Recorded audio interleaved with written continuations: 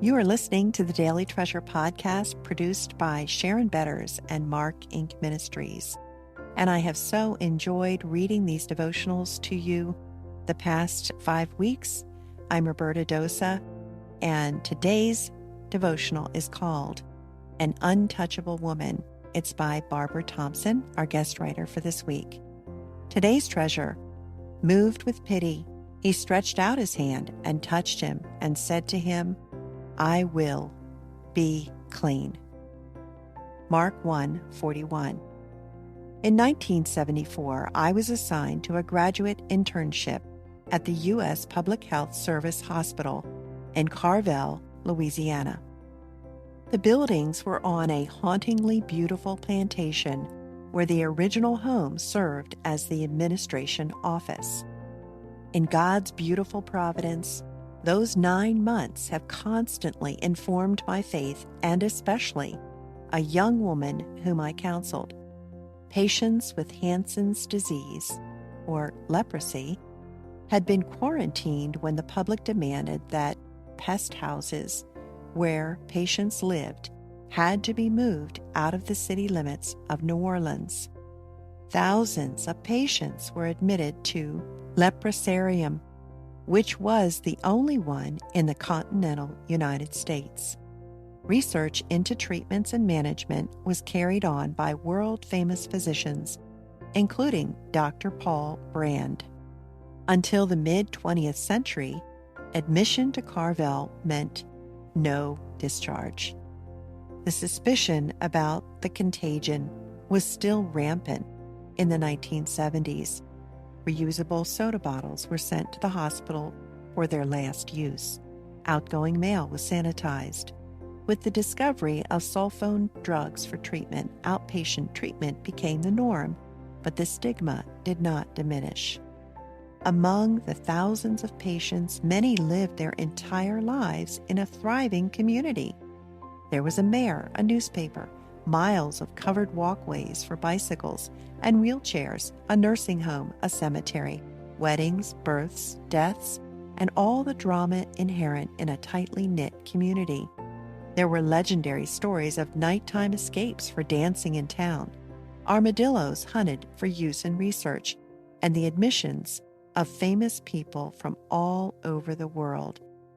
Many people acquired skills and honed talents producing works of art, such as sculpture, paintings, and gardens.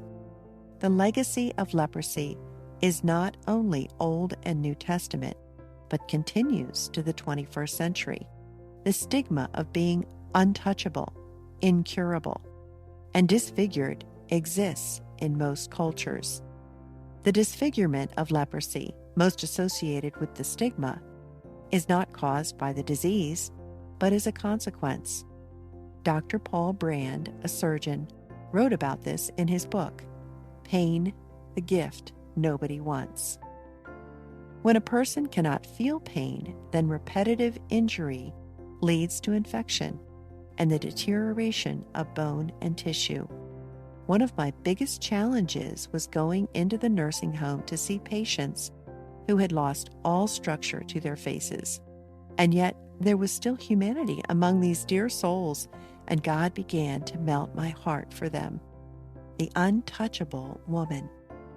During my first month as a social work intern, I met a young woman, newly admitted.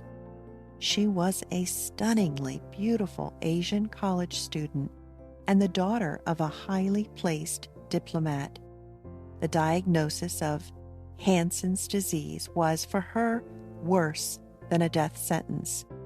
Even with the strides of treating with sulfone drugs and no outward symptoms, she was exiled. Her family had shunned her and refused to allow her to return to their home. She would not be allowed to return to her country. No one must know of her disease. I had never encountered such grief and disruption in a young life. But Jesus.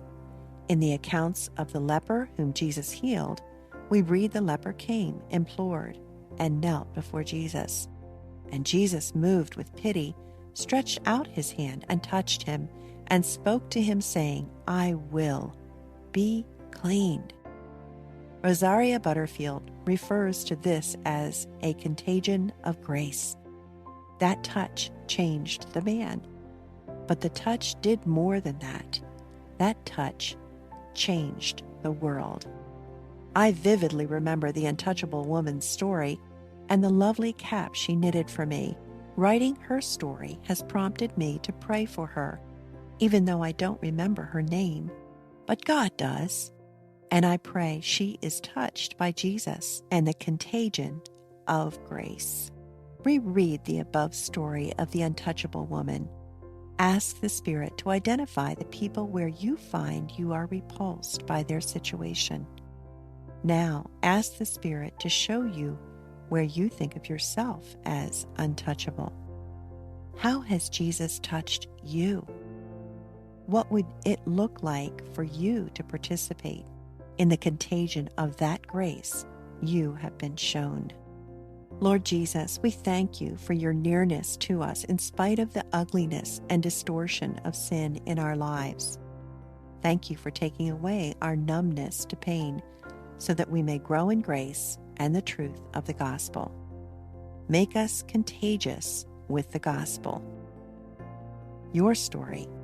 Read over your story and identify the pain that may be explicit or implicit in your memory. How has the pain in this story been a gift of the Father? What do you think would be different in your story if God had not given the gift of pain?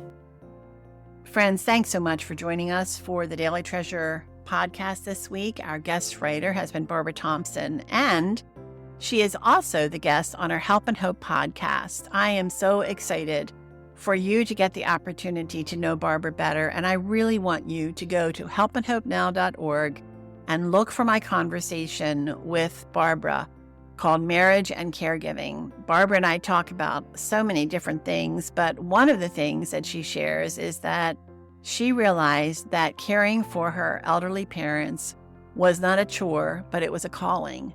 But friends, when you say yes to one thing, you say no to something else. And when Barbara said yes to this calling, she said no to a ministry that she loved, a ministry where she mentored women like me.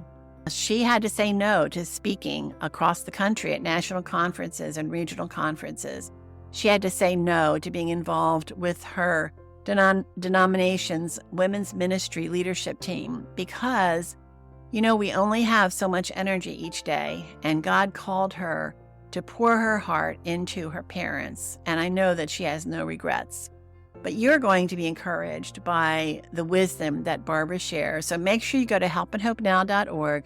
That's helpandhopenow.org. Click the Help and Hope link, and then look for my conversation with Barbara Thompson.